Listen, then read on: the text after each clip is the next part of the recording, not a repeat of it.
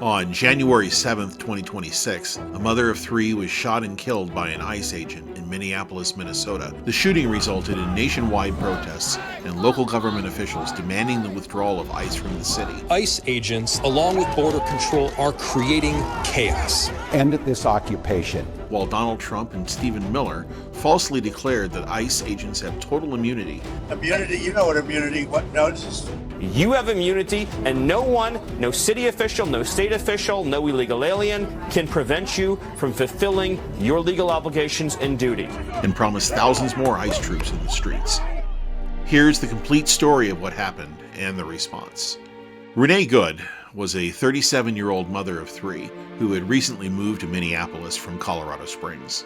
She was a prize-winning poet, a hobby guitarist, and a devoted Christian who went to Northern Ireland on youth missions when she was younger.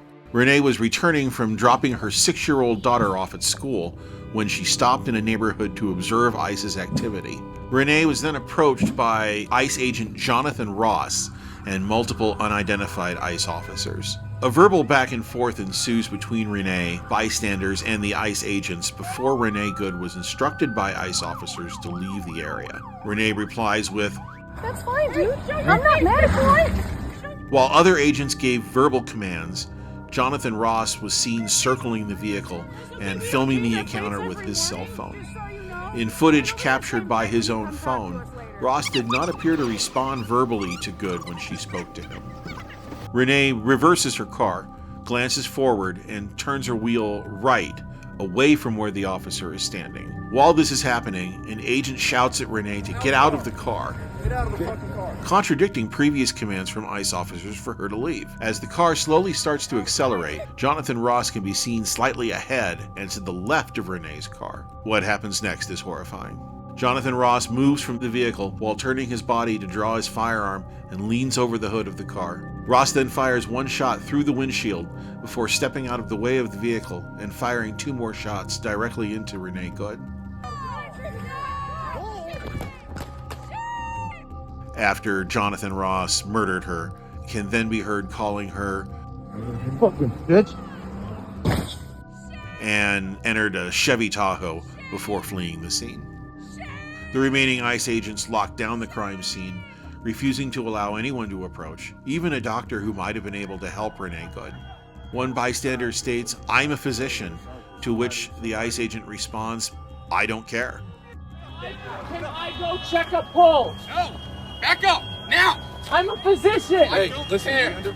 What happened here is clear to see from the video, but some federal law enforcement officials and President Donald Trump have made statements defending the shooting, saying the agent acted in self-defense and that Good ran him over, directly contradicting the video evidence. In fact, the U.S. Department of Justice policy on the use of force clearly states that firearms may not be discharged solely to disable moving vehicles. Specifically, firearms may not be discharged at a moving vehicle unless a person in the vehicle is threatening the officer or another person with deadly force by means other than the vehicle, or the vehicle is operated in a manner that threatens to cause death or serious physical injury, and no other objectively reasonable means of defense appears to exist, which includes moving out of the path of the vehicle. Minnesota Governor Tim Walz and others, based on videos of the confrontation, dispute ICE's account and have asked for the removal of ICE agents from the city and the state. We have ICE agents throughout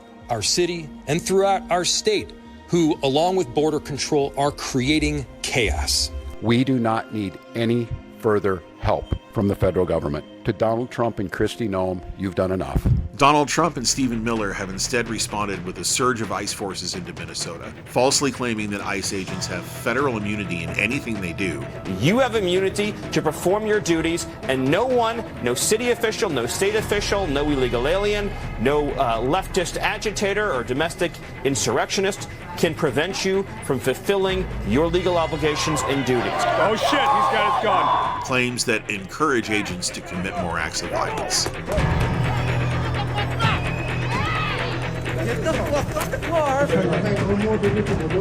Don't make a bad decision today! Online, Trump supporters have gone much further, celebrating the death of Renee Good, declaring it a deserved execution, and warning that nobody can stop what is coming.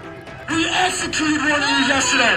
We executed one of you yesterday. The storm is here. When we come one, we go all. No one can stop what is coming. But across the nation, Renee Good's murder has brought out millions of Americans to protest against ICE's violence and demand justice. Public opinion polls show a majority of Americans do not believe Good's murder was justified, and 46% of Americans now support abolishing ICE completely, a massive turnaround from 1 year ago. Instead of intimidating Americans into silence, the murder of Renee Good has shocked Americans out of their complacency and into the streets, demanding an end to the growing violence.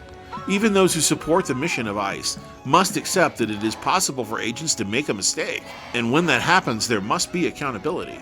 The Trump administration's refusal to do so, in the face of clear evidence of a terrible mistake, is a betrayal of our most basic values as Americans.